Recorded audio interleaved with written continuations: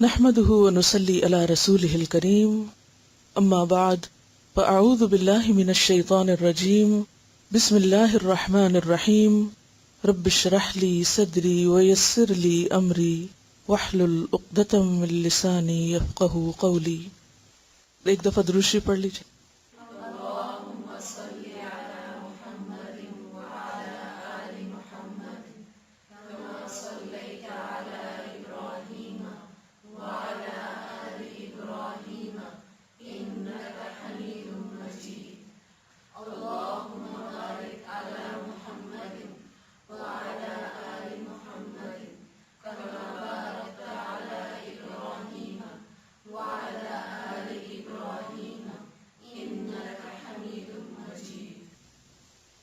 حسن اخلاق کی دعا مانگیے جو آئینہ دیکھتے ہوئے پڑھتے ہیں.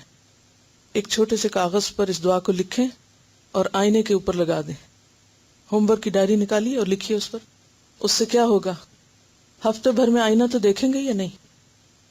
ہر ایک کو دیکھنا ہی پڑتا ہے. تو اگر آپ وہاں اسے لگا لیں گے تو جب بھی اپنی شکل دیکھیں گے تو اس وقت آپ صرف ظاہری شکل نہیں بلکہ اپنی حقیقی شکل سنوارنے کے لیے بھی دعا کریں گے. تو چلیے پڑھیے. اللہم کما حسنت خلقی فحسن خلقی. اہم ترین چیز یہ ہے کہ جو کچھ ہم سیکھیں اس پر عمل بھی کریں. اگر ہم عمل کریں گے تو سیکھنے کا فائدہ ہوگا، اور اگر عمل نہ کیا تو کیا ہوگا؟ مزید بوجھ جمع ہوتا جائے گا. سب نے اپنا ہوم ورک نوٹ کر لیا کہ اپنے آئینے کے اوپر یہ دعا لکھ کر لگانی ہے، کیونکہ قلم کے استعمال کے بغیر نہ علم بڑھ سکتا ہے اور نہ ہی عمل. چلیے پڑھیے. اللہم کما حسنت خلقی فحسن خلقی. ترجمہ بھی دوبارہ دہرا دیتی ہوں. اللہم اے اللہ، کما جیسا کہ، حسنت تو نے اچھا بنایا، خوبصورت بنایا، خلقی میری خلق کو، میری صورت کو، میری شکل کو، فحسن تو اچھا بنا دے، خوبصورت بنا دے، خلقی میرے خلق کو، میرے اخلاق کو، میری عادات کو. اللہم کما حسنت خلقی فحسن خلقی. اللہم کما حسنت خلقی فحسن خلقی. اب پوری روح سے دعا مانگے، سوچ سمجھ کے، صرف الفاظ پہ نہیں، معنی پہ توجہ رکھتے ہوئے، اپنی شکل یاد کرتے ہوئے، اور پھر اپنی عادتیں. اللہم کما حسنت خلقی فحسن خلقی. آج کا ہمارا ٹاپک ہے، یہ چیپٹر ہے نرمی کے بارے میں. اچھے اخلاق اچھی عادات کا نام ہے، اچھے مزاج کا نام ہے، اچھی گفتگو کا نام ہے. اور اچھی عادات میں سب سے اچھی چیز اور ابتدائی چیز نرمی ہے. نرمی کے لیے عربی میں لفظ استعمال ہوتا ہے الرفق، اور روٹ کیا ہے؟ را فا قاف.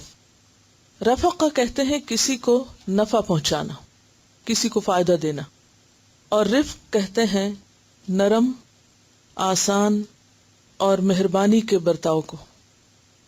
اسی طرح رفق کا لفظ اس چیز کے لیے بھی استعمال ہوتا ہے جس سے مدد لی جائے، یعنی فائدہ مند ہو. رفقہ کہتے ہیں ساتھیوں کی جماعت کو. اور ساتھی بھی اکٹھے کب رہتے ہیں؟ ساتھی یا دوست کب بنتے ہیں؟ جب آپ نرم ہوتے ہیں. تو آپ دیکھیے کہ ایک لفظ دوسرے سے کس طرح جڑا ہوا ہے. رافقہ کہتے ہیں لطف و مہربانی کو، بہتر سلوک کو. تو رفق کہتے ہیں نرمی کو. اور رفیق کا لفظ آپ نے سنا ہوگا. رفیق کس کو کہتے ہیں؟ ساتھی کو، دوست کو. اور دوست کے لیے کیا ہوتا ہے؟ نرم خو، مہربان، اچھا سلوک کرنے والا. مرفق عربی میں کہتے ہیں کوہنی کو، کوہنی. اور کوہنی کس لیے استعمال کی جاتی؟ ٹیک لگانے کے لیے، جس سے سہارا لیا جاتا ہے. اور اسی طرح مرتفقہ کا لفظ آپ پڑھ چکے ہیں قرآن پاک میں، وساعت مرتفقہ اور وحسنت مرتفقہ، سہولت کا سامان، سہولت کی جگہ. اور مرفقہ کہتے ہیں اس چھوٹے تکیے کو جو سوتے وقت منہ کے نیچے رکھا جاتا ہے، گال کے نیچے رکھا جاتا ہے. یعنی گال کے نیچے کیسی چیز رکھیں گے جو بہت سافٹ ہو، نرم ہو. مثلا کسی اینٹ پہ آپ چہرہ نہیں رکھ سکتے. تو مرفقہ وہ چھوٹا تکیا جو آپ کے گال کے نیچے ہوتا ہے، اور تکیا نرم چیز ہوتی ہے. تو مرتفق کہتے ہیں بیسیکلی تکیا لگانے کی جگہ. جنت کو بھی مرتفق کہا گیا اور جہنم کو بھی مرتفق کہا گیا. اور جنت حسنت مرتفقہ ہے اور جہنم ساعت مرتفقہ ہے. بہترین ٹھکانہ، بہترین جگہ جنت، جہاں جنت کے عام فضا یا عام مزاج جو ہے اس میں کیا چیز غالب ہوگی؟ نرمی. تو دنیا میں بھی جن لوگوں میں نرمی ہوتی ہے یا جس گھرانے میں نرمی ہوتی ہے وہاں فضا جنت کی طرح ہو جاتی ہے. دنیا بھی جنت بن جاتی ہے جن لوگوں کے باہم معاملات نرمی پر مبنی ہوتے ہیں، اور وہ دنیا بھی جہنم بن جاتی ہے جہاں لوگوں کے درمیان یا لوگوں کے مزاج میں سختی پائی جاتی ہے. اور بخاری اور مسلم کی ایک صحیح حدیث میں مومن کی مثال ایسے پودے سے دی گئی ہے کہ جسے ہوا کا جھونکا گرا دیتا ہے اور دوسرا جھونکا اٹھا دیتا ہے. کبھی آپ کسی کھلے میدان میں گئے ہوں یا کسی پودے کو آپ نے دیکھا ہوگا کہ ہوا چلتی ہے تو اس کا مزاج کیسے ہوتا ہے یا وہ کیسے نظر آتا ہے. آندھی ہو، طوفان ہو، اس میں کون سے پودے سروائیو کر سکتے ہیں؟ جن میں نرمی ہوتی، کیونکہ وہ آگے سے جھک جاتے ہیں، اور جب ہوا، آندھی، طوفان ختم ہوتا ہے تو وہ پھر کھڑے ہو جاتے ہیں. تو اسی طرح وہ لوگ جو لوگوں کے ساتھ معاملہ کرتے وقت نرم ہوں تو کیا ہوتا ہے جب ان کی طرف سے بد مزاجی، بد اخلاقی کا سامنا کرنا پڑتا ہے تو وہ اس کو سہ جاتے ہیں، اور پھر جب وہ طوفانی دور ختم ہوتا ہے تو دوبارہ اپنی اصل حالت پہ آ جاتے ہیں. تو حدیث کے الفاظ کا ترجمہ ہے، مومن کی مثال ایک زرعی پودے کی طرح ہے جس کو ہوائیں ہلاتی رہتی ہیں، کیونکہ اس دنیا میں کچھ بھی سمودھ نہیں. کبھی مشرقی ہوا ہے تو کبھی مغربی، اور کبھی شمالی ہے تو کبھی جنوبی، کبھی ایک طرف سے ہوا آئے گی اور کبھی دوسری طرف سے. کبھی یہ نہیں ہو سکتا کہ حالات خاموش رہیں اور سٹل رہیں، ساکت رہیں، جامد رہیں، اور آپ صبح سے شام اس طرح بسر کریں کہ کوئی ہلچل نہ ہو. کہیں بھی جس سے واسطہ پڑے گا وہاں نرمی گرمی ہوگی. لیکن ایسے میں آپ ہوا نہیں روک سکتے، یا کسی کے کنٹرول میں ہے ہوا کو روکنا؟ نہیں ہے. ہاں، آپ اپنے رویے کو، اپنے معاملے کو اکارڈنگلی ایڈجسٹ کر سکتے ہیں سروائیو کرنے کے لیے. تو حدیث کے الفاظ ہمیں کیا بتاتے ہیں، یا اس سے پتہ کیا چلتا ہے کہ مومن میں اکڑ نہیں ہوتی، مومن اکڑ والا نہیں ہوتا. اکڑ ایمان کے منافی ہے. اکڑ کیا چیز ہوتی ہے؟ کسی بھی چیز کو اکڑا ہوا جب پاتے ہیں تو کیا ہوتا ہے؟ یعنی اسٹفنس کسی بھی چیز کے لیے نقصان دہ ہوتی ہے، اس کو توڑ دیتی ہے، ٹوٹ جاتا ہے، وہ ختم ہو جاتا ہے. ہمارے جسم کے اندر کتنی لچک ہے. اللہ تعالیٰ نے مضبوط ہڈیوں کے بیچ میں کیا رکھے ہیں؟ جوڑ، کہ جو ہمیں موڑ دیتے ہیں اکارڈنگلی جہاں جہاں ہمیں مڑنے کی ضرورت ہوتی. اور اگر ہمارے ہاتھ اکڑے ہوئے ہوتے، سیدھے، مثلا انگلیاں سٹف ہو جاتی، ہم کسی کام کے قابل نہ رہتے. اگر ہماری ٹانگیں اکڑی بھی ہوں یا کمر اکڑی بھی ہو تو کیا ہو؟ ہم اٹھنے بیٹھنے کے قابل نہ رہیں.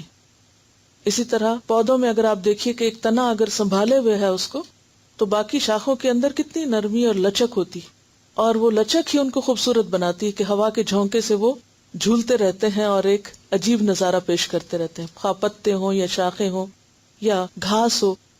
گھاس میں بھی آپ دیکھیں کہ جب نرمی ہوتی ہے اور وہ ہوا کے ساتھ جھوم رہا ہوتا ہے تو کس قدر خوبصورت لگتا ہے.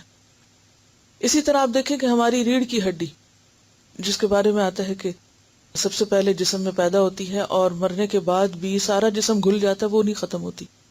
اور وہیں سے دوبارہ انسان پیدا ہوگا. لیکن اس میں بھی اللہ تعالیٰ نے کتنے جوڑ رکھے ہیں اور کس قدر نرمی رکھی ہے کہ مختلف جگہوں سے ہم بینڈ کر سکتے ہیں. اور اگر یہ راڈ ہوتا تو ہماری زندگی حرام ہو جاتی، کس قدر مشکل ہوتا. تو یاد رکھیے، اخلاق پہ بات کرتے ہوئے خلق اور خلق دونوں کو ساتھ لے کے چلیں گے. کسی بھی چیز کی اگر پیدائش میں یا خلق میں سختی ہے تو کیا ہوگا؟ وہ بھی ٹوٹ جائے گی.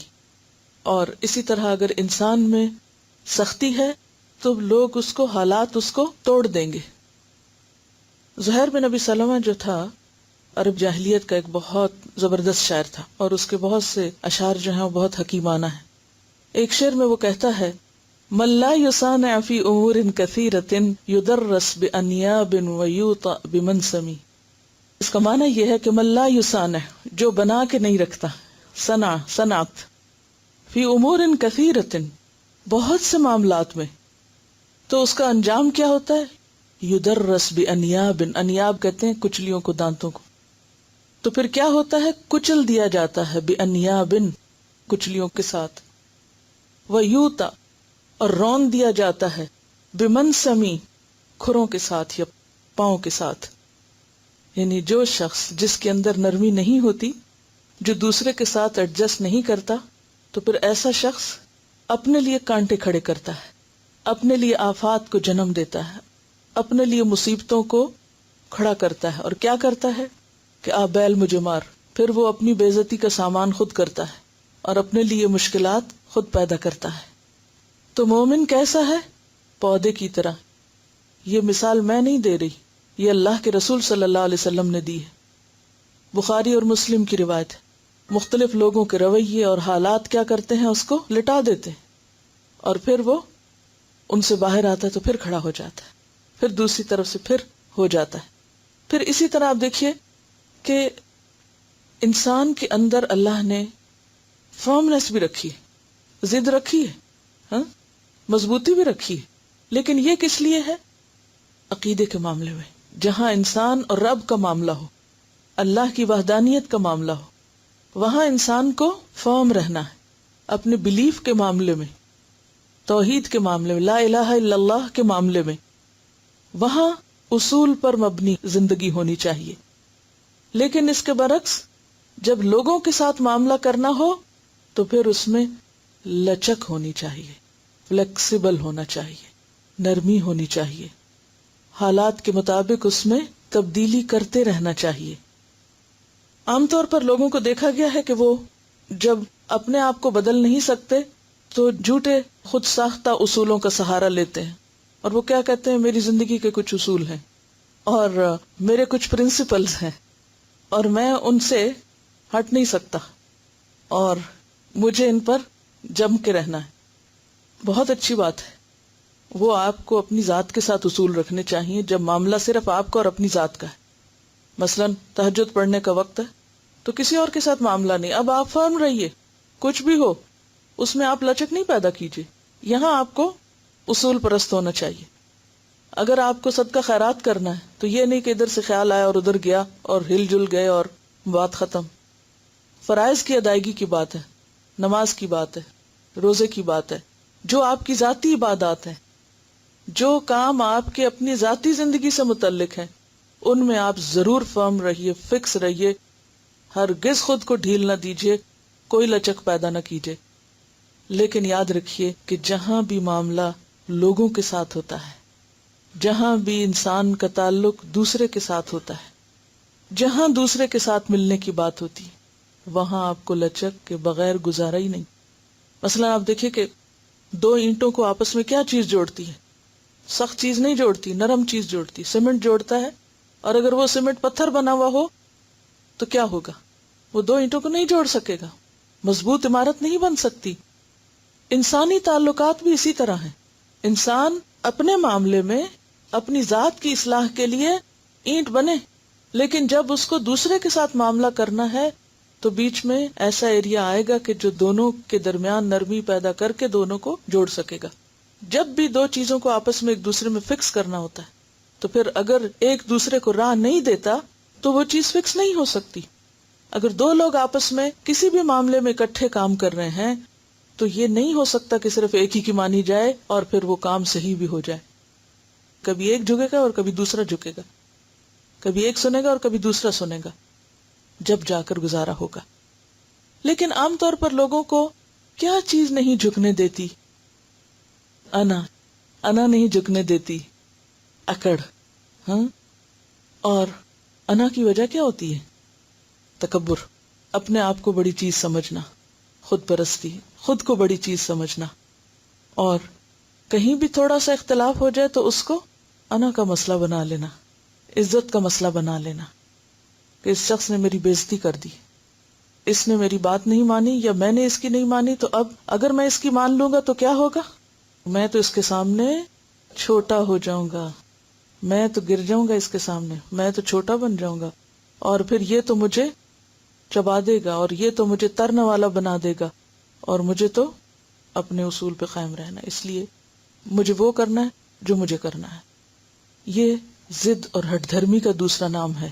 جب آپ کو دوسروں کے ساتھ مل کے چلنا ہے تو اس میں آپ کو جھکنا پڑے گا، ٹوٹنا پڑے گا، اور اگر آپ نہیں ٹوٹتے خود تو آپ کو توڑا جائے گا، آپ وہ فائدے نہیں اٹھا سکیں گے جو آپ اٹھا سکتے ہیں. کیا چیز انسان کے اندر نرمی لا سکتی ہے؟ انسان کا یہ احساس کہ میں بندہ ہوں، بڑا صرف اللہ ہے. کہیں بھی یہ خیال آ جائے کہ میں بڑا ہوں اور فلاں نے میری بڑائی کو چیلنج کر دیا ہے اور میری بات نہیں سنی یا میری نہیں مانی یا میری بڑائی کو ٹھیس پہنچا دی ہے، تو پھر فوراً جو خیال آپ کو ٹھنڈا کر دے گا وہ یہ کہ بڑائی تو اللہ کے لیے، بڑا تو صرف اللہ ہے، میں تو بڑی نہیں. خواہ آپ کسی کے مقابلے میں واقعی بڑے ہوں بھی عمر کے اعتبار سے، کیونکہ اللہ نے سب کو ایک جیسا نہیں بنایا، بہت چیزوں میں فرق رکھا ہے. انسان کنگھی کے دندانوں کی طرح نہیں ہے بلکہ انگلیوں کی طرح ہے، سائز میں بڑے چھوٹے ہیں، فزیکلی بھی، عمر کے اعتبار سے بھی، مال کے اعتبار سے بھی، عقل کے اعتبار سے بھی، علم کے اعتبار سے بھی. ہے یہ فرق یا نہیں؟ یہ فرق ہے، اس فرق کو آپ ختم نہیں کر سکتے. لہذا یقینی طور پر گھر میں کوئی تو بڑا ہوگا. اب آپ اگر گھر میں بڑے ہیں تو بہت دفعہ ایسا ہو سکتا ہے کہ جب آپ کی بڑائی کو نہ مانا جائے، جیسے بچے بعض اوقات اپنی منمانی کرتے ہیں تو کیا کرتے ہیں؟ دراصل ہماری بڑائی کی نفی کر رہے ہوتے ہیں یا ہمیں چیلنج کر رہے ہوتے ہیں، ہماری بڑائی کی نفی کر رہے ہوتے ہیں یا ہمیں چیلنج کر رہے ہوتے ہیں. اسی طرح مثلاً آپ استاد ہیں تو اپنے شاگرد کے مقابلے میں تبھی استاد ہیں کہ آپ کو اللہ نے علم زیادہ دیا ہے، لیکن بہت دفعہ شاگرد آپ کی بات نہیں مانتے، تو کیا ہوگا؟ آپ کی بڑائی چیلنج ہو جائے گی. اسی طرح آپ کے پاس مال ہے یا آپ سمجھدار زیادہ ہیں اور دوسرا جو آپ سے معاملہ کر رہا ہے وہ انتہائی ناسمجھ ہے، بے وقوف ہے، اور وہ اپنی بے وقوفی کی وجہ سے آپ کی بات نہیں مان رہا، تو اب اس میں کیا ہو گیا؟ آپ کو اس نے چیلنج کیا ایک طرح سے، یا آپ کی بڑائی کو ٹھیس پہنچائی. ایسے میں کیا ہوگا کہ آپ ضرور غصہ کریں گے، غصہ نہیں تو غم، کیونکہ غصہ کس پہ آتا ہے؟ اپنے سے چھوٹے پر، اور غم کس کے مقابلے میں ہوتا ہے؟ جو اپنے سے بڑا ہوتا ہے. جب ہم ریاکٹ نہیں کر سکتے تو پھر ہم اپنے اندر ہی غم رکھ کے کھاتے ہیں خود کو. بہرحال اب کیا ہے کہ ایسے موقع پر جہاں آپ دیکھیں کہ آپ کی انا کو ٹھیس لگ گئی ہے اور آپ کو کسی نے غصہ دلا دیا ہے یا آپ کو کسی نے رنجیدہ کر دیا ہے یا آپ کو کسی نے ہرٹ کر دیا ہے، جس پر آپ خود بھی واچ کر رہے ہیں اور جائزہ لے رہے ہیں کہ کیا کیا باتیں آپ کو لوگوں کی تکلیف دے رہی ہیں یا دی ہیں، ایسے مواقع پر پھر پلٹ کر تکلیف دینے والے کے ساتھ اچھا بننا، دکھ دینے والے کے ساتھ بھلائی کرنا، کسی کی سختی کے جواب میں نرمی کرنا صرف اس وقت ممکن ہو سکتا ہے جب انسان فوراً اپنے آپ کو یہ سمجھائے کہ بڑا تو صرف اللہ ہے، میں تو بڑی نہیں. جو ہی یہ خیال دل سے نکلے گا اپنی بڑائی کا تو ہر چیز آسان ہو جائے گی. کیونکہ جو اپنی بڑائی کا خیال ہے نا، یہ ایسے جیسے غبارے میں پھونک بھری ہوئی ہوتی ہے نا، تو اس میں کیا ہو جاتا ہے؟ اکڑ ہو جاتی ہے. جتنا زیادہ وہ پھکا ہوا ہوگا تو وہ اتنا ہی اکڑا ہوا ہوگا، اور جو ہی اس میں سے پھونک نکلے گی تو کیا ہوگا؟ نرم ہو جائے گا. تو ہمارے اندر جب تک انا کی پھونک بھری ہوئی ہوتی ہے اکڑ بھری ہوئی ہوتی ہے، سختی ہوتی ہے، اور ہم سمجھتے ہیں ہم بڑی چیز ہیں، تو پھر کبھی بھی انسان دوسرے کے ساتھ اچھا اخلاق نہیں برت سکتا۔ اور پھر ہم خود پرستی کے شکار ہیں یا نہیں، انا کا شکار ہیں یا نہیں، یہ کہاں سے پتہ چلے گا؟ یہ کیسے پتہ چلے گا؟ یہ پتہ چلے گا کہ ہمارا لوگوں کے ساتھ معاملہ کرتے وقت رویہ کیا ہے۔ اور ہم جب تک مسلسل اپنی نگرانی خود نہیں کریں گے اور مسلسل اپنے آپ کو یہ یاد دہانی نہیں کرائیں گے تو اس وقت تک معاملہ درست نہیں ہو سکتا۔ اور پھر آپ دیکھیے کہ جب آپ لوگوں کے ساتھ اکڑ کا معاملہ کرتے ہیں تو آپ کو رسپانس بھی کیسا ملتا ہے؟ یعنی آپ اگر کسی اکڑنے والے کے مقابلے میں آپ بھی اکڑ جاتے ہیں، کوئی سختی کر رہا ہے آپ بھی سختی کر رہے ہیں، اینٹ کا جواب پتھر سے دے رہے ہیں، کیا ہوگا؟ اور زیادہ فساد اور خرابی پیدا ہوگی۔ اور خاص طور پر ایسے لوگوں کے ساتھ کہ جن کے اندر کوئی خوف خدا نہیں اور کوئی حیا نہیں اور کچھ نہیں، وہاں کبھی بھی اصلاح نہیں ہو سکتی۔ اس میں آپ دیکھیے کہ جب آپ اکڑ کے معاملہ کرتے ہیں تو لوگوں کی انا جگا دیتے ہیں، آپ دوسروں کی انا ہرٹ کر دیتے ہیں، اور جب انا جاگ جاتی ہے تو پھر نتیجہ کیا ہوتا ہے؟ مسئلہ بڑھتا ہے، مسئلہ بڑھ جاتا ہے۔ اور اگر آپ نرمی سے کام لیتے ہیں تو آپ لوگوں کے ضمیر کو جگاتے ہیں۔ کس کو جگاتے ہیں؟ ضمیر کو جگاتے ہیں۔ اور جب آپ کسی کا ضمیر جگا دیں تو پھر کیا ہوتا ہے؟ جب کسی کا ضمیر جاگ جائے تو پھر آپ اس سے بدلہ نہ بھی لیں تو کیا ہوگا؟ وہ صحیح کرے گا اور وہ خود شرمندہ ہوگا، وہ خود ریئلائز کرے گا کہ اس کی غلطی ہے۔ اور اگر دیکھا جائے تو نرمی ایک بہت بڑا ہتھیار ہے اس دنیا میں کامیابی کے لیے، اور آخرت میں کامیابی کے لیے نرم رویہ بہت بڑا ہتھیار ہے۔ یہی وہ چیز ہے جس سے آپ کسی کا دل جیت سکتے ہیں، سختی سے کسی کا دل نہیں جیت سکتے۔ اور اصل فاتح کون ہوتا ہے؟ جو دل جیتے۔ اصل کامیاب وہ ہے، اصل فاتح وہ ہے جو دوسروں کے دل جیت لے۔ اور یہ ایسا نہیں کہ کوئی آپ کے ساتھ نرم ہے اور آپ بھی نرم ہے، کوئی ہنس رہا ہے تو آپ بھی ہنس رہے ہیں تو آپ سمجھیں کہ آپ نے کسی کا دل جیت لیا۔ نہیں، یہ دل جیتنا نہیں ہوتا۔ دل جیتنا کیا ہے کہ کوئی آپ کے ساتھ اچھا ہے تو بھی اور برا ہے تو بھی آپ اپنا کام کروا سکیں جو آپ چاہتے ہیں۔ اور اس میں ہم دیکھتے ہیں کہ نبی صلی اللہ علیہ وسلم نے کس طرح لوگوں کو وہ سب سکھا دیا جو آپ سکھانا چاہتے تھے۔ کس وجہ سے؟ نرمی کی وجہ سے۔ اسی لیے ہم دیکھتے ہیں کہ آپ صلی اللہ علیہ وسلم کے بارے میں اللہ تعالیٰ فرماتے ہیں فَبِمَا رَحْمَةٍ مِّنَ اللَّهِ لِنْتَ لَهُمْ وَلَوْ كُنْتَ فَظًّا غَلِيظَ الْقَلْبِ لَانفَضُّوا مِنْ حَوْلِكَ، کہ اگر آپ سخت ہوتے، بدخلق ہوتے، سخت مزاج ہوتے تو یہ سب آپ سے بھاگ جاتے۔ تو یہ اللہ کی خاص رحمت ہے آپ پر کہ آپ لوگوں کے لیے نرم واقع ہوئے۔ آپ کی نرمی کی وجہ سے آپ کے دشمنوں کے بھی ضمیر جاگے، انا نہیں جاگی، ضمیر جاگے۔ جب ضمیر اور کانشس جاگ گئے ان کے تو پھر پیغام ڈالنا، میسج دینا آسان ہو گیا۔ آپ دیکھیے کہ جب آپ سختی کرتے ہیں نا تو یہ ایسے ہی جیسے آپ کانٹے بو رہے ہیں اپنے لیے، اس سے لڑے، اس سے جھگڑے، اس کو ڈانٹے، اس پہ چیخے، اس کے ساتھ بدتمیزی کی، اس پہ چلائے، نتیجہ کیا ہوا؟ چاروں طرف لوگوں کو اپنا دشمن بنا لیا۔ تو آپ پھر خود کس میں جیتے ہیں؟ جب آپ نے اس کو بھی چھیڑ لیا، اس کو بھی اپنے خلاف کر لیا، اس کو بھی کر لیا، اس کو بھی ہر ایک کے دل میں اپنی نفرت کے بیج بو لیے، تو خواہ کوئی ڈر کے مارے آپ کے سامنے بول نہیں سکتا، خواہ کوئی ڈر کے مارے آپ کو کچھ جواب نہیں بھی دے سکتا، لیکن کبھی جھانک کے دیکھیے اپنے آپ میں کہ اس کے دل میں آپ کی عزت کتنی ہے، وہ کتنی خوشی سے آپ کی بات مانتا ہے، کس خوشی سے آپ کا کام کرنا چاہتا ہے، کس خوشی سے آپ کی بات سننا چاہتا ہے۔ اور یہی وجہ ہے کہ آج ہمارا دین اور دین کا جو اثر ہے وہ بڑھتا نہیں، کیونکہ دین سکھانے والوں میں اور دین پھیلانے والوں میں وہ پیغمبرانہ اخلاق نہیں رہا۔ تو دین صرف باتیں کرنے سے نہیں پھیلتا، دین رویے اور معاملے سے پھیلتا ہے۔ اور اسی لیے آپ دیکھتے ہیں کہ بعض اوقات وہ سب سے بڑا ریئیکشن خود اپنے قریب کے لوگوں میں ہوتا ہے کہ آپ اپنے بچوں کو کچھ سکھانا چاہتے ہیں، وہ سننے کا نام ہی نہیں لیتے۔ کیوں؟ اس لیے کہ آپ کا رویہ ان کے ساتھ وہ نہیں کہ جس سے وہ آپ کی طرف کھنچے۔ اگرچہ قدرتی طور پر ماں باپ کے دل میں محبت ہوتی ہے بچوں کے لیے، لیکن پھر بھی جب تک ایکسٹرا کیئر اور ایکسٹرا ایفرٹ کے ساتھ آپ ان کو قریب نہیں کرتے، ان کی جہالت اور نادانیوں کو برداشت کرتے ہوئے، تو پھر کیا ہوتا ہے؟ گھروں میں دین کے خلاف ریئیکشن ہو جاتا ہے، گھر والے سپورٹیو نہیں رہتے، اور جس کے گھر سے تعاون نہ رہے وہ پھر آگے نہیں بڑھ سکتا، وہ زیادہ کچھ نہیں کر سکتا۔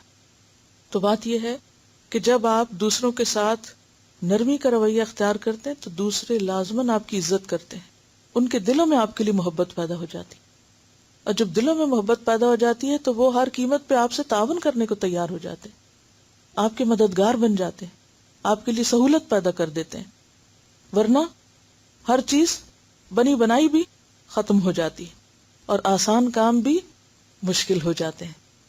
تو خلاصہ یہ ہے کہ اگر آپ چاہتے ہیں کہ آپ کی زندگی آسان ہو اور مشکلات کم ہوں تو اس کے لیے پتھر نہیں پھول بننا ہوگا، سخت نہیں نرم بننا ہوگا، اور پھر آپ دیکھیں کہ اسی زندگی میں آپ اس سے کئی گنا زیادہ کام کر سکتے ہیں۔ لیکن آف کورس اللہ کی مدد کے بغیر کوئی چیز ہو نہیں سکتی، تو پھر جب تک بندے کا معاملہ اللہ تعالیٰ سے درست نہ ہو تو کچھ بھی درست نہیں ہو سکتا۔ تو حسن اخلاق کی بنیاد کیا ہے؟ اللہ کا ڈر، تنہائی میں بھی اور لوگوں کے سامنے بھی، ایسا ڈر کہ خود کو ہم خود ہی سزا دے سکیں، اس سے پہلے کہ لوگ ہم سے نفرت کریں اور لوگوں کی نظر میں ہم گریں، ہم خود کو خود اپنی نظروں سے دیکھ کر اپنی اصلاح کر لیں۔ تو رفق جو ہے نرمی اور جینٹلنس اور اچھے معاملے کا نام ہے۔ اب آپ کتاب کھول لیجئے، اس تمہید کے بعد قال اللہ تعالی وَاخْفِضْ جَنَاحَكَ لِمَنِ اتَّبَعَكَ مِنَ الْمُؤْمِنِينَ، سورۃ الشعراء۔ اللہ تعالیٰ کا ارشاد ہے، اور ایمان لانے والوں میں سے جو لوگ تمہاری پیروی اختیار کریں ان کے ساتھ تواضع سے پیش آؤ، نرمی سے پیش آؤ۔ یہ کس کو کہا جا رہا ہے؟ محمد الرسول اللہ صلی اللہ علیہ وسلم کو۔ کیا کہ جو آپ پر ایمان لا رہے ہیں، ظاہر ہے کہ آپ پیغمبر ہیں، آپ کا مقام اور مرتبہ بڑا ہے، اور باقی سب آپ کے فالوورز ہیں۔ اپنے فالوورز کے ساتھ، گویا اپنے سے چھوٹوں کے ساتھ کیا کریں؟ ان کے سامنے اپنے کندھے جھکا کے رکھیں۔ بڑوں کے سامنے تو مجبوراً بھی جھکانے پڑتے ہیں، یعنی اگر آپ کے سامنے کوئی بڑا ہے تو آپ کو جھکنا پڑے گا، لیکن یہاں کس کے آگے جھکنے کو کہا جا رہا ہے؟ کیا سمجھ میں آتی بات؟ دنیا کا سب سے بڑا انسان ہے محمد صلی اللہ علیہ وسلم، آپ سے کہا جا رہا ہے، یعنی آپ کے مرتبے اور مقام سے بڑا کسی کا مقام نہیں ہے انسانوں میں سے۔ ان سے کہا جا رہا ہے کہ آپ اپنے سے چھوٹوں کے ساتھ کیسے پیش آئیں، کندھے جھکا کے رکھیں۔ جناح کس کو کہتے ہیں؟ کندھا، بازو، ونگ، پر، اپنے پر جھکا دیں۔ کس کے لیے؟ اپنے پیروکاروں کے لیے، اپنے ساتھیوں کے لیے۔ کیا سبق ہے ہم سب کے لیے؟ ہم میں سے جو جس بھی بڑائی کے مقام پر ہے، خواہ ماں ہے یا بڑی بہن ہے یا استاد ہے یا کوئی لیڈر ہے یا وٹ ایور، کچھ بھی، کیا اس کے لیے نمونہ ہے محمد صلی اللہ علیہ وسلم کی زندگی میں؟ کیا کریں؟ اکڑنے والے تو یہ نہیں کر سکتے، پھر ہم کس سنت کی پیروی کے دعوے کرتے ہیں؟ ہم گردن اکڑا کے کیوں رکھتے ہیں کہ اگر ہم نے نیچے کر دی تو کیا ہوگا؟ اندر کی آواز کہتی ہے چھوٹے ہو جاؤ گے۔ شیطان کیا وسوسہ ڈالتا ہے؟ لوگوں کے لیے ترنوالا بن جاؤ گے۔ اب یہاں تو تمہیں حق ہے نا کہ تم بڑے بن کے دکھاؤ۔ بڑا بننا صرف اکڑنا نہیں ہے، بڑے بننے کے لیے اور بہت سی چیزیں۔ وَاخْفِضْ جَنَاحَكَ لِمَنِ اتَّبَعَكَ مِنَ الْمُؤْمِنِينَ، ماں باپ کے لیے جھکنے کا حکم تو دوسری جگہ ہے ہی کہ ماں باپ کے لیے کیا کرو؟ عاجزی سے پیش آؤ، کندھے جھکا کے۔ تو وہاں کیا ہے؟ بڑے کے سامنے چھوٹے کا جھکنا، اور یہاں چھوٹوں کے سامنے بڑے کا جھکنا، گویا سب کے لیے ہی جھکنے کا حکم۔ قال اللہ تعالی اذلۃ علی المؤمنین عزۃ علی الکافرین، اللہ تعالیٰ کا ارشاد ہے جو مومنوں پر نرم اور کفار پہ سخت ہوں گے۔ یہ صحابہ کرام کی خصوصیت قرآن پاک میں بتائی گئی ہے۔ تو گویا اوپر والوں کے مقابلے میں بھی نرم، نیچے والوں کے مقابلے میں بھی نرم، اور ساتھ والوں کے برابر والوں کے لیے بھی نرم۔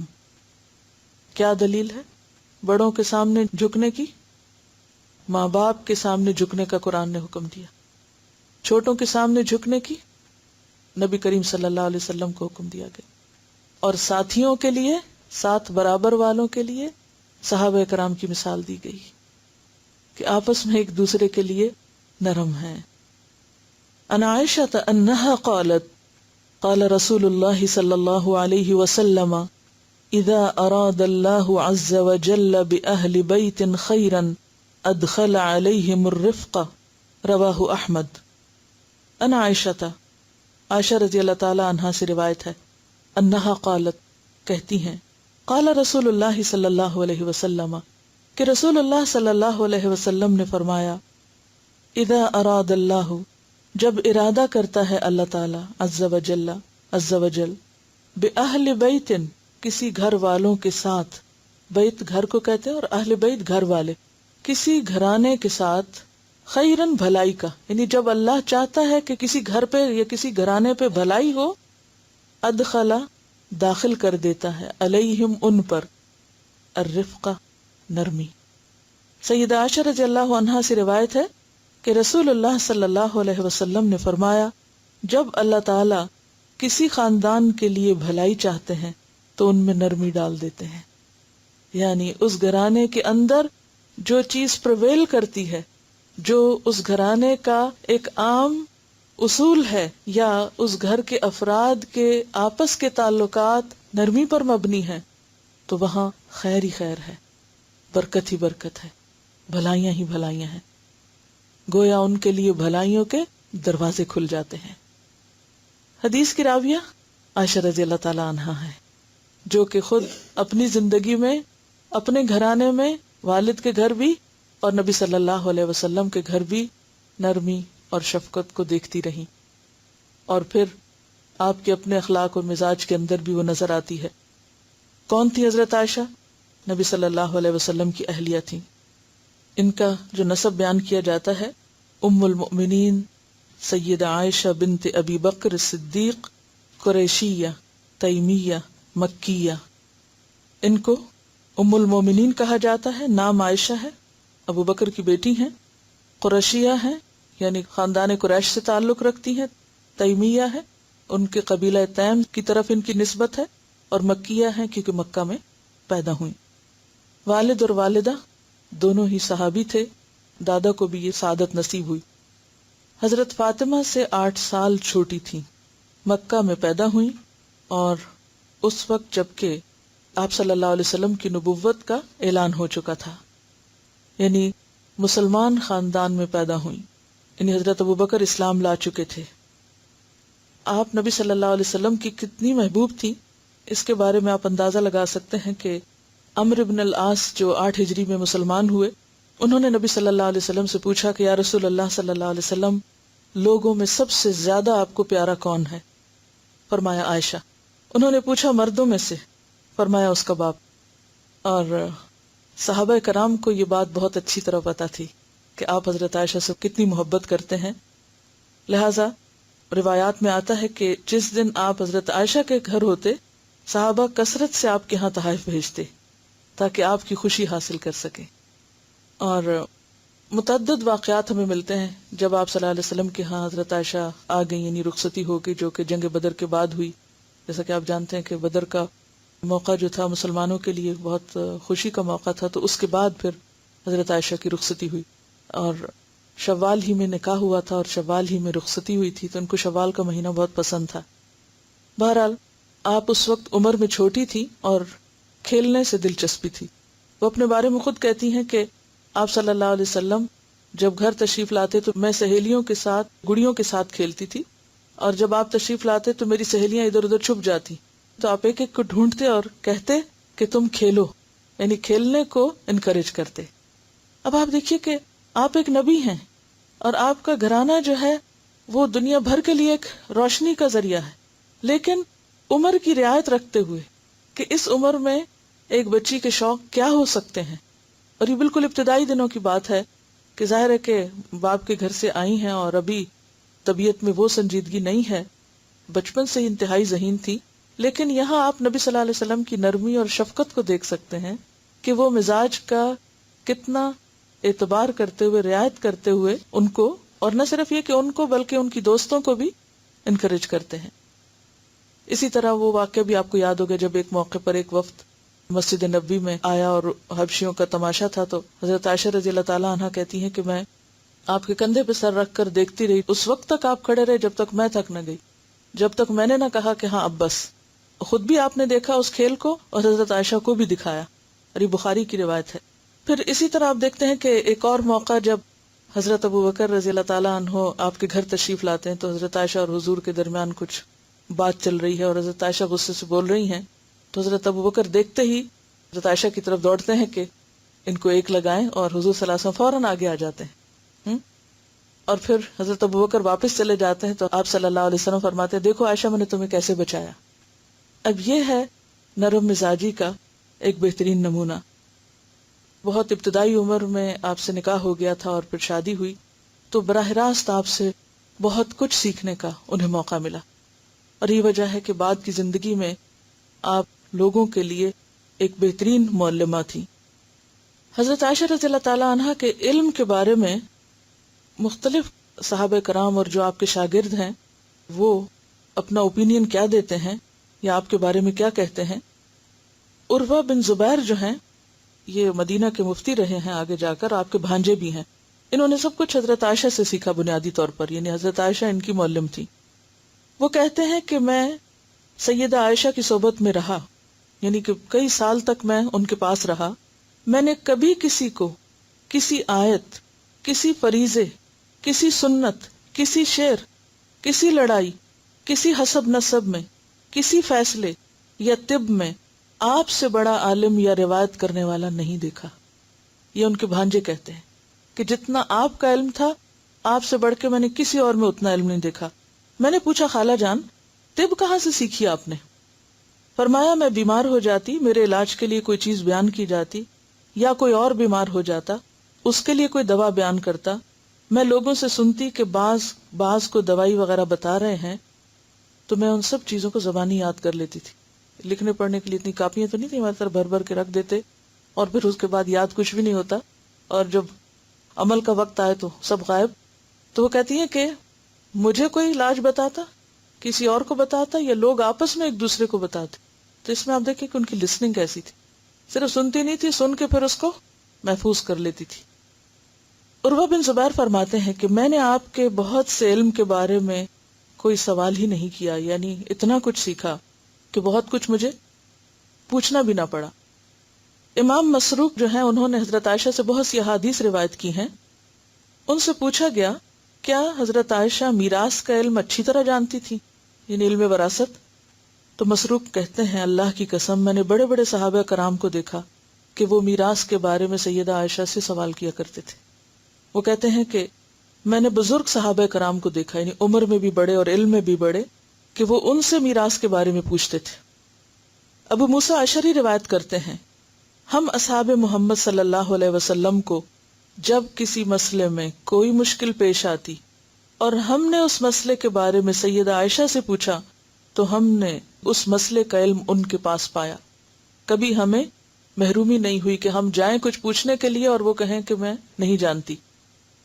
اور کہا جاتا ہے کہ اگر سیدہ عائشہ کے علم کا تمام عورتوں سے موازنہ کیا جائے تو ان کا علم بڑھ کر ہوگا، یعنی دور نبوت کی جتنی بھی خواتین تھیں یا بعد کے زمانوں میں بھی دین کا علم جتنی بھی عورتوں کے پاس ہے ان سب کو اکٹھا کر لیا جائے تو اس پر حضرت عائشہ کا علم جو ہے وہ حاوی ہوگا، بھاری ہوگا۔ پھر اسی طرح عطا ابن ابی رباح، وہ ایک تابعی ہیں، وہ کہتے ہیں کہ سیدہ عائشہ سب لوگوں سے زیادہ فقیہ اور عام مسائل میں سب لوگوں سے زیادہ اچھی رائے رکھنے والی تھی۔ پھر اسی طرح یہ ہے کہ نہ صرف یہ کہ علم میں بہت آگے تھی، عمل میں بھی بہت آگے تھی، یعنی جو کچھ پاس ہوتا وہ صدقہ کر دیتی تھی۔ سیدنا عروہ بن زبیر کہتے ہیں میں نے سیدہ عائشہ کو دیکھا کہ وہ 70,000 تقسیم کر رہی ہیں۔ اب یہاں درہم و دینار کا لفظ نہیں، اس لیے میں کچھ ایڈ نہیں کر سکتی، کہ 70,000 تقسیم کر رہی ہیں اور خود اپنی قمیض کے گریبان کو پیوند لگا رکھا ہے، یعنی دینے میں اتنی آگے تھی اور اپنی ذات پہ خرچ کرنا بھول جاتی. ایک دفعہ معاویہ بن ابی سفیان نے حضرت عائشہ کے پاس 1,00,000 درہم بھیجے. عروہ کہتے ہیں، کیونکہ بھانجے ہیں پاس ہی رہتے تھے، عروہ کہتے ہیں اللہ کی قسم شام نہ پڑنے دی کہ سب تقسیم کر دیے. آپ کی کنیز نے کہا کاش اگر آپ 1 درہم کا ہمارے لیے گوشت خرید لیتی. تو انہوں نے کہا اگر تو یہ بات نہ کہتی تو کیا ہوتا، یعنی اب جو ہونا تھا وہ ہو گیا، یا اگر کہنا تھا تو جب پہلے کہتی، اب جب دے چکے تو دے کے کیا پچھتانا. اور بہت سے واقعات ہیں ان کی سخاوت کے. پھر اسی طرح روزے کثرت سے رکھتی تھی. حج کا بھی بہت شوق تھا، اور ان کے مقام کا اندازہ اس سے لگا سکتے ہیں کہ یہ بخاری کی روایت ہے.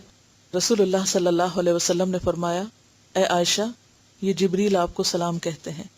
کہتی ہیں کہ انہیں بھی سلام ہو اور اللہ کی رحمت ہو ان پر یا رسول اللہ صلی اللہ علیہ وسلم. آپ جو کچھ دیکھتے ہیں ہم نہیں دیکھ پاتے. یعنی آپ تو ان کو دیکھ رہے ہیں کہ جبریل پاس تھے، انہوں نے سلام دیا تو پھر آپ نے آگے پہنچایا اور پھر بہت اچھی طرح جواب دیا. آپ دیکھیں کہ انہوں نے کہا کہ ھذا جبریل یقرأ علیک السلام قالت وعلیہ السلام ورحمۃ اللہ. زیادہ احسن انداز میں جواب دیا اور کہا جو آپ دیکھتے ہیں وہ ہم نہیں دیکھ سکتے.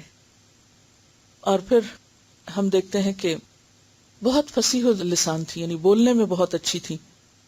اور ان کے بارے میں معاویہ بن ابی سفیان کہتے ہیں کہ واللہ ما سمعت قط ابلغ من عائشہ، اللہ کی قسم میں نے سیدہ عائشہ سے بڑھ کر کسی کو فصیح و بلیغ کلام کرتے ہوئے نہیں سنا. احنف بن قیس جو خود ایک بہت بڑے فصیح و بلیغ انسان ہیں، وہ کہتے ہیں میں نے ابو بکر، عمر، عثمان، علی رضی اللہ عنہم اور ان کے بعد آنے والے خلفاء کے خطبے سنے ہیں. میں نے اللہ کی مخلوق کے منہ سے سیدہ عائشہ سے بڑھ کر فصیح و بلیغ کلام نہیں سنا. یعنی میں نے خلفاء کے خطبے بھی سنے اور حضرت عائشہ کا کلام بھی سنا ہے، لیکن جو کلام عائشہ رضی اللہ تعالی عنہا کا تھا وہ کسی اور کا نہیں تھا. اور حافظہ اتنا اچھا تھا کہ بعض اوقات مسلسل اشعار سنایا کرتی تھی جو مختلف قصائد کے تھے. اور وہ کہتی ہیں کہ میں نے لبید بن ابی ربیعہ کے 1000 شعر یاد کیے ہیں، یعنی حضرت عائشہ کو بے شمار شعر یاد تھے. اور پھر لوگوں کو تلقین کرتی تھی کہ لوگوں اپنے بچوں کو شعر سکھاؤ، اپنے بچوں کو شعر سے سیراب کرو، اس سے ان کی زبانوں میں مٹھاس پیدا ہوگی. یعنی بہترین عربی زبان جب آئے گی جب عربی کلام ان کو آئے گا، یعنی ووکیبلری بڑھے گی. آج آپ دیکھیں کہ بچوں کو ابتدا میں کیا سکھاتے ہیں؟ پوئٹری سکھاتے ہیں، نرسری رائمز، اور ابتدا میں نظمیں وغیرہ بچوں کو یاد کراتے ہیں. پھر اسی طرح عروہ بن زبیر فرماتے ہیں کہ سیدہ عائشہ کو کوئی چیز درپیش آتی تو فوراً شعر سے جواب دیتی، یعنی باتوں میں بھی ان کے بہت سے شعر ہوتے. اور اسی طرح جب کوئی عورت شادی ہو کر آتی تو اس کو بھی نصیحت کرتی، جو رشتے کی تلاش میں ہوتا اس کو بھی نصیحت کرتی ہیں. ایک موقع پہ کہتی ہیں کہ نکاح ایک بندھن ہے، تم میں سے ہر ایک کو خوب دیکھ لینا چاہیے کہ اپنی بچی کو وہ کس کے ساتھ باندھ رہا ہے. اور اسی طرح یہ بھی کہتی کہ چھوٹی عمر کی بچی کی دلچسپی کا لحاظ رکھو اور اندازہ لگایا کرو جو کھیل کود میں دلچسپی رکھتی ہے، یعنی اس کے لیے ویسا ہی ماحول فراہم کرو. اسی طرح شادی شدہ خواتین کو بھی نصیحت کرتی کہ تم اپنے خامدوں کے لیے دل میں گھر کر جانے والی خوشبو استعمال کیا کرو. پھر اسی طرح آپ صلی اللہ علیہ وسلم سے یہ حدیث بھی روایت کرتی ہیں. آپ نے جو حدیث فرمائی ہے کہ دنیا ایک ساز و سامان ہے اور بہترین چیز اس میں نیک عورت ہے. پھر اسی طرح رزق کے بارے میں لوگوں کو کہتی کہ دنیا کے کونوں میں رزق تلاش کرو، یعنی ایک جگہ بیٹھے نہ رہو، اگر ایک جگہ نہیں ہے تو اس کے لیے کہیں اور چلے جاؤ. یہ حضرت عائشہ کا قول ہے کہ دنیا کے کونوں میں رزق تلاش کرو. پھر اسی طرح اور بھی آپ کے بہت سے زرعی اقوال ہیں جس سے یہ پتہ چلتا ہے کہ حضرت عائشہ رضی اللہ تعالی عنہا بے پناہ ذہین اور صاحب علم خاتون تھی. بہرحال حضرت عائشہ رضی اللہ تعالی عنہا ہی سے یہ حدیث روایت ہے کہ کسی خاندان میں جب اللہ تعالی بھلائی چاہتے ہیں تو ان کے اندر نرمی پیدا کر دیتے ہیں. اگلی حدیث ہے ان ابی الدرداء ان النبی صلی اللہ علیہ وسلم قال من اعطی حظه من الرفق فقد اعطی حظه من الخیر ومن حرم حظه من الرفق فقد حرم حظه من الخیر. رواہ الترمذی. ان ابی الدرداء ابو الدرداء رضی اللہ عنہ سے روایت ہے ان النبی صلی اللہ علیہ وسلم قال، نبی صلی اللہ علیہ وسلم نے فرمایا، من جو کوئی اعطیا دیا گیا، حظہ اپنا حصہ، من الرفق نرمی میں سے، فقد پس تحقیق، اعطیا دیا گیا، حظہ اپنا حصہ، من الخیر خیر میں سے، ومن حرم اور جو محروم کیا گیا، حظہ اپنے حصے سے، من الرفق نرمی سے، فقد حرم پس تحقیق وہ محروم کیا گیا، حظہ اپنے حصے سے، من الخیر خیر کے۔ رواہ الترمذی، اسے ترمذی نے روایت کیا کتاب البر والصلۃ۔ سیدنا ابو الدرداء رضی اللہ عنہ سے روایت ہے کہ نبی کریم صلی اللہ علیہ وسلم نے فرمایا، جس کو نرمی میں سے حصہ ملا تو اسے خیر میں سے حصہ ملا، اور جو کوئی نرمی کے حصے سے محروم رہا وہ خیر سے محروم رہا۔ جیسے پہلے بھی میں نے عرض کیا کہ جب انسان دوسروں کے ساتھ نرمی کا معاملہ کرتا ہے تو وہ اپنے ارد گرد پھول اگاتا ہے، اور اگر انسان لوگوں کے ساتھ سختی کا رویہ اختیار کرتا ہے تو وہ اپنے ارد گرد کانٹے بوتا ہے، اپنے لیے خود مشکلات کھڑی کرتا ہے۔ اور اس میں آپ اپنے گھر میں بھی دیکھ سکتے ہیں، آپ جہاں کہیں بھی لوگوں کے ساتھ ہیں۔ ان جریر ان النبی صلی اللہ علیہ وسلم قال، حضرت جریر نبی صلی اللہ علیہ وسلم سے روایت کرتے ہیں، نبی صلی اللہ علیہ وسلم نے فرمایا، من یحرم الرفق جو محروم کر دیا گیا نرمی سے، یحرم الخیر وہ محروم کر دیا گیا خیر سے، بھلائی سے۔ تو اس سے کیا پتہ چلتا ہے کہ جو شخص نرمی سے محروم رہا وہ خیر سے محروم رہا۔ یعنی دنیا میں بعض اوقات جب ہمیں کوئی خیر نہیں ملتی یا خیر ہم سے دور ہوتی ہے تو ہم بعض اوقات دوسروں کو بلیم کرتے ہیں۔ یعنی ہم جب کسی چیز سے محروم ہوتے ہیں تو ہم سب اپنا اپنا جائزہ لیں کہ کن کن چیزوں سے مجھے محرومی نظر آتی ہے، کیا چیزیں ہیں میری زندگی میں جو میں چاہتی ہوں کہ مجھے ملیں۔ پھر آپ اندازہ کریں، خود ہی انالائز کریں کہ یہ چیز مجھے کیوں نہیں مل پا رہی۔ بعض اوقات ہم کہتے ہیں تقدیر میں نہیں، قسمت، سب باتیں اپنی جگہ ہیں، لیکن جیسا کہ میں نے آپ کو پہلے بھی بتایا تھا کہ تقدیر ہمارے اوپر اثر ضرور کرتی ہے، لیکن اس کا حصہ 10% ہے، اور باقی 90% حصہ جو ہے وہ اللہ تعالیٰ نے تدبیر کے لیے رکھا ہے۔ بندوں کو آزادی دی ہے اور ان کے عمل اس میں اثر رکھتے ہیں، اور کہتے ہیں نا کہ وَكُلَّ إِنسَانٍ أَلْزَمْنَاهُ طَائِرَهُ فِي عُنُقِهِ، ہر انسان کا شگون اس کی گردن میں لٹک رہا ہے۔ کیا مطلب؟ کہ ہمارے بہت سی محرومیاں جن کو ہم صرف تقدیر کا حصہ کہہ دیتے ہیں، اس میں ہمارا اخلاق بھی شامل ہوتا ہے۔ تو ہم سب اپنے اوپر خود غور کریں کہ کہیں ایسا تو نہیں کہ ایک خیر جو مجھے ملنے والی تھی صرف اس لیے مجھ سے دور ہو گئی یا رہ گئی کہ میں نے اس وقت اچھے اخلاق کا مظاہرہ نہیں کیا، یا اخلاق جو ہے اس میں کمی کی، اور اخلاق کا پہلا سبب یعنی نرمی میں۔ ان عائشہ زوج النبی صلی اللہ علیہ وسلم ان رسول اللہ صلی اللہ علیہ وسلم قال، یا عائشہ ان اللہ رفیق يحب الرفق ويعطي على الرفق ما لا يعطي على العنف وما لا يعطي على ما سواه، رواہ مسلم کتاب البر والصلہ۔ ان عائشہ، حضرت عائشہ سے روایت ہے، زوج النبی، نبی صلی اللہ علیہ وسلم کی زوجہ، ان بے شک رسول اللہ صلی اللہ علیہ وسلم قال کہ رسول اللہ صلی اللہ علیہ وسلم نے فرمایا، یا عائشہ اے عائشہ، ان اللہ بے شک اللہ تعالی رفیق نرمی کرنے والا ہے، یحب الرفق نرمی پسند کرتا ہے، ویعطی اور دیتا ہے، عطا کرتا ہے، بخشتا ہے، علی الرفقی نرمی پر، یعنی نرمی کی وجہ سے، ما لا جو نہیں، یعطی وہ عطا کرتا، علی العنفی سختی پر، وما لا اور جو نہیں، یعطی عطا کرتا، علی ما سواہ اوپر اس کے جو اس کے سوا ہو، یعنی جو چیز نرمی سے مل سکتی ہے وہ اس کے سوا کسی دوسرے طریقے سے مل ہی نہیں سکتی۔ رواہ مسلم کتاب البر والصلۃ۔ سیدہ عائشہ رضی اللہ عنہا نبی کریم صلی اللہ علیہ وسلم کی زوجہ سے روایت ہے کہ رسول اللہ صلی اللہ علیہ وسلم نے فرمایا، اے عائشہ، بے شک اللہ تعالیٰ نرمی کرنے والا ہے، نرمی کو پسند فرماتا ہے، نرمی پر وہ جو کچھ عطا فرماتا ہے وہ سختی پر اور اس کے علاوہ کسی چیز پر عطا نہیں فرماتا۔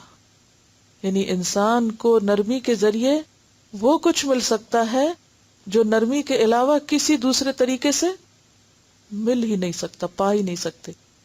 تو ہم سب کو پانے کے لیے اس زندگی میں، اور آخرت تو پھر آخرت میں بھی پانے کے لیے، کچھ بھی حاصل کرنے کے لیے، خیر، برکت، نعمتیں، کیا کرنا ہوگا؟ اپنے رویوں میں نرمی اور لچک لانی ہوگی۔ نرمی اور لچک، اور نرمی اور لچک کہاں کہاں، بات میں بھی، لہجے میں بھی، لین دین میں بھی، لوگوں کی زیادتیوں اور سختیوں پر بھی، اور پھر اسی طرح چال میں بھی۔ کیونکہ نرمی صرف کوئی ایسی چیز نہیں ہے کہ جسے ہم پکڑ کے نرم کر لیں گے، کوٹ کے یا توڑ کے۔ یہ ہمارے اپنے مزاج کے اندر خود کو خود توڑنا پڑے گا۔ اور سب سے پہلی چیز جو ہم اپنے اوپر چیک رکھ سکتے ہیں اور کنٹرول کر سکتے ہیں وہ اپنی گفتگو ہے، کہ ہم جب کسی کے ساتھ بات کرتے ہیں تو کیا طریقہ اختیار کرتے ہیں۔ ان عائشہ رضی اللہ عنہا ان الیہود اتوا النبی صلی اللہ علیہ وسلم فقالوا السلام علیک قال وعلیکم فقالت عائشہ السلام علیکم ولعنکم اللہ وغضب علیکم فقال رسول اللہ صلی اللہ علیہ وسلم مہلا یا عائشہ علیک بالرفق وإیاک والعنف والفحش قالت اولم تسمع ما قالوا قال اولم تسمعی ما قلت رددت علیہم فیستجاب لی فیہم ولا یستجاب لہم فیہ، رواہ البخاری۔ ان عائشہ رضی اللہ عنہا، حضرت عائشہ رضی اللہ تعالی عنہا کہتی ہیں، ان الیہود، بے شک یہود، اتوا، آئے، النبی، نبی صلی اللہ علیہ وسلم کے پاس، فقالو، تو وہ کہنے لگے، السلام علیکہ، آپ پر موت ہو، قال، فرمایا نبی صلی اللہ علیہ وسلم نے، وعلیکم، اور تم پر بھی، فقالت عائشہ، تو کہنے لگی عائشہ، السلام علیکم، یعنی نبی صلی اللہ علیہ وسلم نے تو وعلیکم کہہ کے خاموشی اختیار کر لی، تو حضرت عائشہ نے خوب جواب دیا، السلام علیکم، تم پر موت ہو، ولعنکم اللہ، تم پر اللہ کی لعنت ہو، وغضب علیکم، تم پر اللہ کا غضب ٹوٹے۔ فقال رسول اللہ صلی اللہ علیہ وسلم، تو رسول اللہ صلی اللہ علیہ وسلم نے فرمایا، مہلن، ٹھہر جاؤ، یا عائشہ، اے عائشہ، ٹھہر جاؤ، ٹھہر جاؤ، رک جاؤ، علیک بالرفق، تم پر لازم ہے نرمی۔ اب ہونا تو یہ چاہیے تھا کہ آپ اور داد دیتے، خوب سنائی، بہت اچھا کیا، منہ توڑ جواب دیا، ایسا ہی کرنا چاہیے تھا، نہیں۔ اب آپ دیکھیے کہ آپ بیچ میں پڑھتے کہتے عائشہ رک جاؤ، نہیں، نرمی، نرمی، بجائے اس کے کہ ان کو کچھ کہیں جنہوں نے غلط زبانی اختیار کی، آپ اپنے گھر کی خبر لیتے اور کہتے نہیں، نرمی، علیک بالرفق وإیاکی، اور بچو تم، والعنف، اور سختی سے، والفحش، اور فحش سے یعنی بے حیائی سے۔ بے حیائی اس میں کیا تھی؟ لعنت اور غضب کی بات۔ قالت، کہنے لگی، اولم تسمع، جسٹیفیکیشن دینے لگی، کیا آپ نے سنا نہیں ما قالو، جو انہوں نے کہا ہے؟ اے اللہ کے رسول صلی اللہ علیہ وسلم، آپ نے سنا نہیں جو کہہ رہے تھے؟ قالا، آپ نے فرمایا، اولم تسمعی، کیا تو نے نہیں سنا؟ ما قلت، جو میں نے کہا ہے، تمہیں ان کی بات تو سنائی تھی، میری نہیں سنائی تھی؟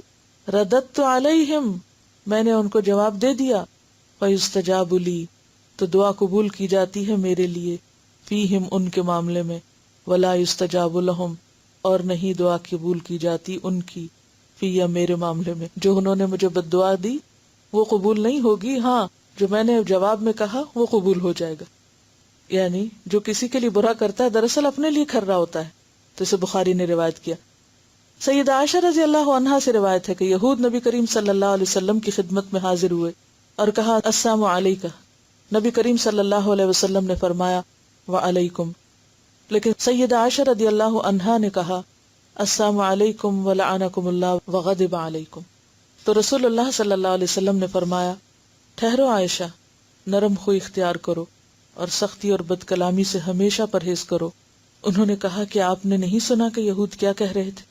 نبی کریم صلی اللہ علیہ وسلم نے فرمایا، تم نے نہیں سنا کہ میں نے انہیں کیا جواب دیا؟ میں نے ان کی بات انہی پہ لوٹا دی، میری ان کے بارے میں دعا قبول کی گئی، اور ان کی میرے بارے میں قبول نہیں کی گئی۔ ان عائشہ زوج النبی صلی اللہ علیہ وسلم، حضرت عائشہ نبی صلی اللہ علیہ وسلم کی زوجہ فرماتی ہیں، ان النبی صلی اللہ علیہ وسلم، نبی صلی اللہ علیہ وسلم سے روایت کرتی ہیں، قال، کہ آپ نے فرمایا، ان الرفق لا یکون فی شیء، بے شک نرمی نہیں ہوتی کسی چیز میں، الا مگر زانہ، اسے خوبصورت بنا دیتی ہے، ولا ينزع من شیء، اور نہیں نکالی جاتی کسی چیز سے، الا شانہ، مگر اس کو بدنما بنا دیتی ہے، عیبدار کر دیتی ہے۔ رواہ مسلم، کتاب البر والصلہ۔ سیدہ عائشہ رضی اللہ عنہا نبی کریم صلی اللہ علیہ وسلم کی زوجہ سے روایت ہے کہ نبی کریم صلی اللہ علیہ وسلم نے فرمایا، جس چیز میں بھی نرمی ہوتی ہے وہ اسے زینت دار بنا دیتی ہے، اور جس سے یہ نکال دی جاتی ہے اسے عیب دار کر دیتی ہے۔ یعنی جہاں نرمی ہوگی وہاں خوبصورتی ہوگی، رنگ و خوشبو ہوگی، اور جہاں سے نکل جائے گی وہ چیز جیسے پھول سوکھ جاتا ہے اور ٹوٹ پھوٹ جاتا ہے، بے روح ہو جاتا ہے۔ تو جس انسان کے اندر نرمی ہوگی اس کے اندر ایک خاص اٹریکشن ہوگی، اور جس میں سختی ہوگی اس کے اندر وہ اخلاق کی خو نہیں ہوگی۔ عن عبداللہ بن مسعود قال قال رسول اللہ صلی اللہ علیہ وسلم، عبداللہ بن مسعود کہتے ہیں کہ رسول اللہ صلی اللہ علیہ وسلم نے فرمایا، الا اخبرکم، کیا میں نہ خبر دوں تم کو، بمن، اس کے بارے میں جو یحرم، حرام ہے، علی النار، آگ پر، و، اور، بمن، ساتھ اس کے جو تحرم، حرام ہے، علیہ، اس پر، النار، آگ، علی کل قریب، اوپر ہر قریب کے، ہین، نرمی کرنے والے کے، سہل، آسانی کرنے والے کے۔ سیدنا عبداللہ بن مسعود رضی اللہ عنہ سے روایت ہے کہ رسول اللہ صلی اللہ علیہ وسلم نے فرمایا، کیا میں تمہیں ایسے لوگوں کی خبر نہ دوں جو جہنم کی آگ پر یا جہنم کی آگ ان پر حرام ہے۔ یہ ہر اس شخص پہ حرام ہے جو لوگوں کے قریب رہنے والا، نرمی کرنے والا، آسانی کرنے والا ہے۔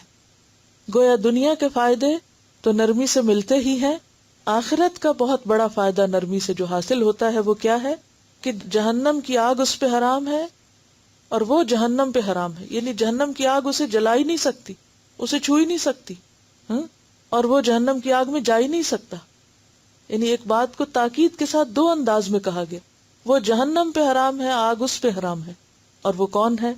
جو قریب ہے، یعنی آپ اس کے پاس ہو یا وہ آپ کے پاس ہو تو آپ میں اور اس میں ایسا ڈسٹینس نہ ہو کہ آپ اپنے دل کی بات اسے نہ کہہ سکیں یا وہ آپ کو نہ کہہ سکے، یعنی قربت محسوس ہو، اور اس کے ساتھ ساتھ نرم ہو، اور پھر لوگوں کے لیے آسانی کرے، مشکلات نہ پیدا کرے۔ بعض اوقات ہوتا ہی ہے کہ چھوٹی سی بات ہوتی ہے، چھوٹا سا کام ہوتا ہے لیکن انتہائی مشکل بن جاتا ہے، چھوٹا سا معاملہ ہوتا ہے لیکن بہت بڑا ایشو بن جاتا ہے۔ تو اس میں کرنے کی چیز کیا ہے کہ انسان دوسروں کے لیے آسانی پیدا کرنے والا ہو، معاملے میں نرمی کرنے والا ہو، اور لوگوں کے لیے قریب ہو، یعنی ایک ریپلشن نہ ہو اس کے اندر لوگوں کی، اور وہ لوگوں کو اپنے سے بھگانے والا نہ ہو۔ تو اس میں آپ دیکھیے کہ پچھلا ہوم ورک جو آپ کا تھا کہ 3 ایسی باتیں لکھیں جو دوسروں میں آپ کو اچھی نہ لگے، یہ تو پہلے ہفتے کا ہوم ورک تھا۔ پھر دوسرے ہفتے کا یہ تھا کہ ایسے مواقع پر آپ کا ری ایکشن کیا تھا، کیا ویسا جو کسی نے آپ کے ساتھ کیا برابر کا معاملہ تھا، اس سے بہتر کا تھا یا اس سے بدتر کا تھا، اپنے آپ کو ایویلیویٹ کرنا ہے۔ اب اگلے ہفتے میں آپ کو کیا کرنا ہے کہ جہاں آپ لوگوں کے ساتھ معاملہ کریں وہاں آپ دیکھیں کہ آپ کا معاملہ خواہ وہ آغاز میں ہو یا ری ایکشن میں ہو، نرمی پہ مبنی تھا یا سختی پہ مبنی تھا، یعنی منہ توڑ جواب دینے والا یا سن کے آرام سے بات کرنے والا۔ یعنی اس میں ہم پھر تھوڑا سا اور اسپیسیفک ہو جاتے ہیں کہ ہمیں اپنے لہجے کو چیک کرنا ہے کہ کمانڈنگ تو نہیں، معاملے کو چیک کرنا ہے کہ ہم لوگوں کے لیے مشکل تو نہیں پیدا کر رہے، اور پھر کیا ہم دوسروں کی بات سننے والے ہیں۔ بعض اوقات ہم کہہ دیتے ہیں کہ ہم سننا ہی نہیں چاہتے، آپ بتائیں نہ، کہیں نہ ہمیں۔ دوسری چیز یہ ہے کہ انشاءاللہ ہر لیسن میں، ہر جو ٹاپک ہے اس کی جو میں آپ کو ڈیفینیشن بتا رہی ہوں، مثلاً اخلاق کیا ہے، اس کی چھوٹی سی 2-3 لائنوں میں، لمبی کہانیاں نہیں لکھنی. نرمی سے مراد کیا، رفق کا معنی میں نے آپ کو لکھوایا، کیونکہ اگر آپ کو ڈیفینیشنز پتہ ہوں گی تو فوراً آپ باقی چیزیں خود ریلیٹ کر لیں. ہر ایک اپنی اپنی زندگی میں پھر ان کو اپنے اپنے اعتبار سے ریلیٹ کر سکتا ہے. صرف ڈیفینیشن لکھا کریں گے اور ہوم ورک لکھیں گے، یہ پرسنل گرومنگ کا ایجنڈا ہے. سبحانک اللہم و بحمدک، نشہد ان لا الہ الا انت، نستغفرک و نتوب الیک. السلام علیکم و رحمۃ اللہ وبرکاتہ.